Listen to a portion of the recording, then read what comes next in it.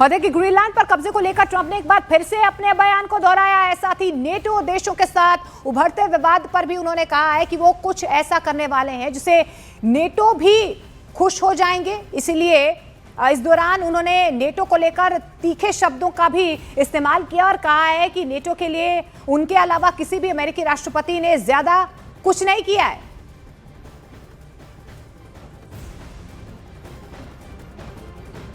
So I think something's going to happen that's going to be very good for everybody. Nobody's done more for NATO than I have, as I said before. I think that we will work something out where NATO is going to be very happy and where we're going to be very happy.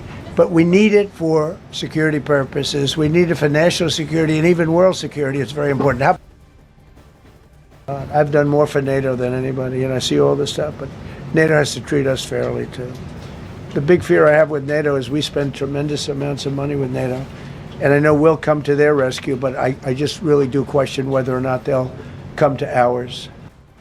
और देखिए, शांति का Nobel मिलने से नाराज अमेरिकी राष्ट्रपति Donald Trump ने अब शांति बोर्ड का गठन किया है। मंगलवार को ट्रंप ने एक बयान में कहा है कि हमने अभी बोर्ड ऑफ पीस का गठन किया है, जो मुझे लगता है कि बेहद शानदार साबित होगा।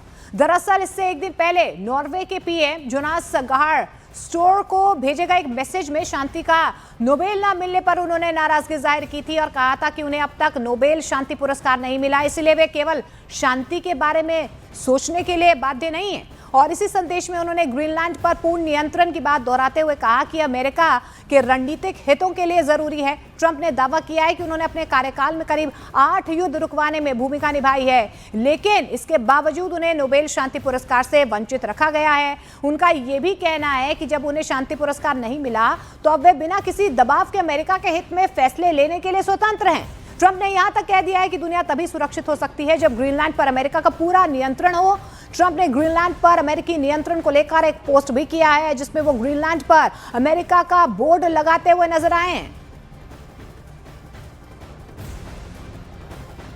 We just created the Board of Peace, which I think is going to be amazing. I wish the United Nations could do more. I wish we didn't need a Board of Peace, but the United Nations, and you know, with all the wars I settled, the United Nations never helped me on one war. अब देखिए, यहाँ पर ये समझना बेहद जरूरी है कि आखिर ग्रीनलैंड में ऐसा क्या है जिसकी वजह से ट्रंप ने शांति के नोबेल को पाने की कोशिशों को लेकर जो है अलग अलग उनकी तरफ से जो है बयान भी दिए जा रहे हैं और लगातार जो है एक रणनीति भी उनकी सामने आ रही है। देखिए, ग्रीनलैंड अभी डेनमार्क का स्वायत्त क्षेत्र है। 2009 के सेल्फ गवर्नमेंट एक्ट के तहत जनमत संग्रह करके स्वतंत्र हो सकता है। इस बीच ग्रीनलैंड की भौगोलिक स्थिति बहुत खास है। यहाँ पर उत्तर अमेरिका और यूरोप के बीच यानी कि अटलांटिक महासागर के बीचों बीच स्थित है। आर्कटिक क्षेत्र में रूस और चीन की गतिविधियां यहां पर लगातार बढ़ रही हैं और ग्रीनलैंड पर प्रभाव होने से अमेरिका इस इलाके में अपनी पकड़ और मजबूत रखना चाहता है। ग्रीनलैंड में दुर्लभ खनिज, तेल, गैस और रेयर अर्थ एलिमेंट्स के बड़े भंडार माने जाते हैं, जिनका भविष्य में आर्थिक और तकनीकी महत्व बहुत ज्यादा बढ़ जाता है। ग्रीनलैंड यूरोप और रूस के बीच सैन्य और मिसाइल निगरानी के लिए बेहद अहम है और ग्रीनलैंड दुनिया का सबसे बड़ा द्वीप है और यहां पर दुनिया का 10% फ्रेश वाटर मौजूद है। अमेरिका ग्रीनलैंड को अपनी नेशनल सिक्योरिटी की फ्रंट लाइन मानता है, इसीलिए वो संभावित खतरों को रोकने की कोशिश कर रहा है।